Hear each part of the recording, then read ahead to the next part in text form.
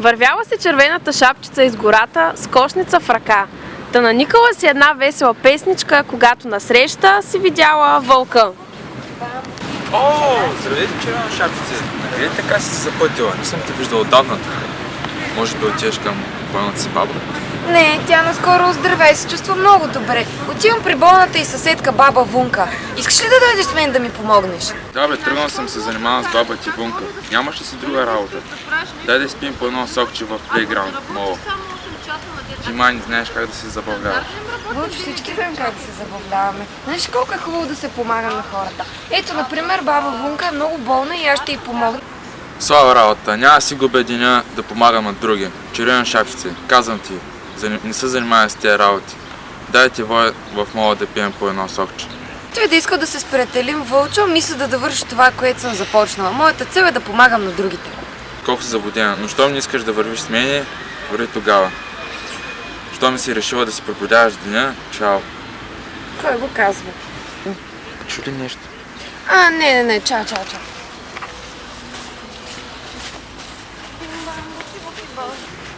Продължила червената шапчица към дома на баба Вунка, но се изморила много и седнала на една пейка, за да си почине.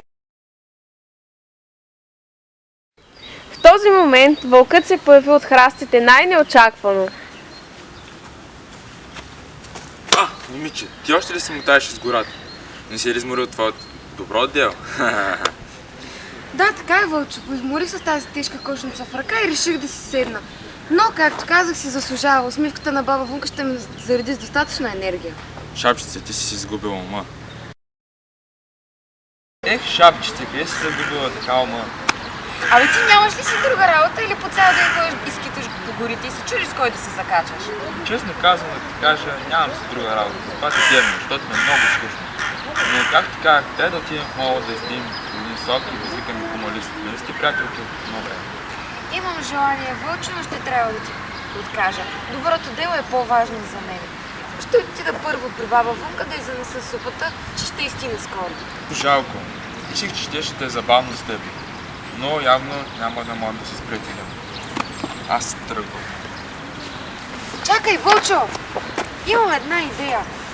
Би ли дошъл с мене до болната съседка на баба ми да занесем кошница и после ще отидем да пием сок?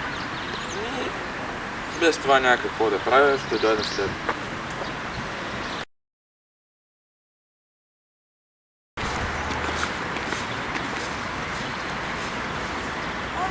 Май се изгубихме.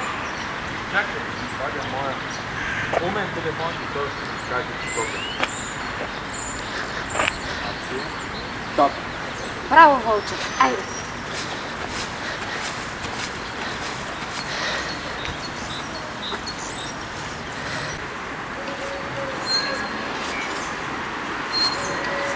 Вълчо, избори се с тази тежка кошница. Не искаш ли да ми помогнеш? Добре?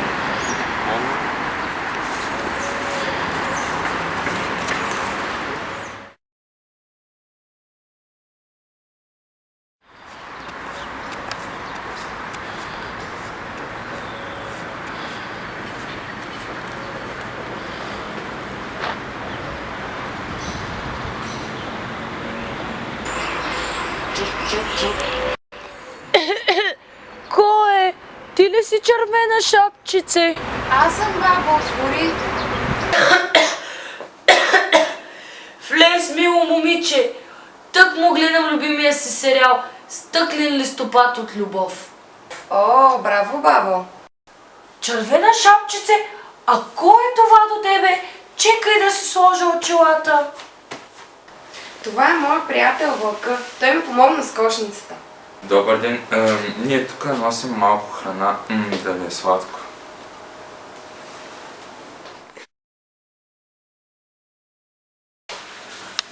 Охо, тук си има всичко. Благодаря ви много. Да сте живи и здрави. Вие ме направихте една голяма добрина днес. Надявам се да има още много добри деца като вас. А знаете ли, че има още много хора като мене болни и нямащи парици за храна? Ако искате да правите още добро, ето ви това писмо. Вътре в него пише как да направите още добро.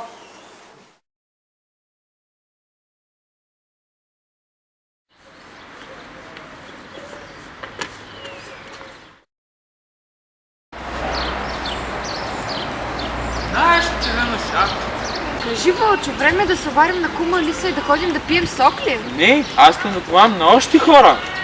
Но нали искаш да пием сок, нали искаш да се забавляваш така? Не, аз искам да правя още добро, искам да стана доброволец с Български младежки червен кръст. И знаеш какво?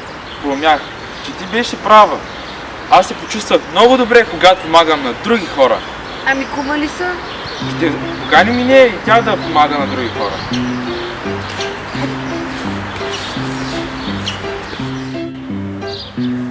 И тръгнали двамата приятели из гората, казали на всички свои познати за това колко е хубаво да помагаш и задружно зарадвали нуждаещите се за празника. Bim bam buki, jedna czerwona szapcica.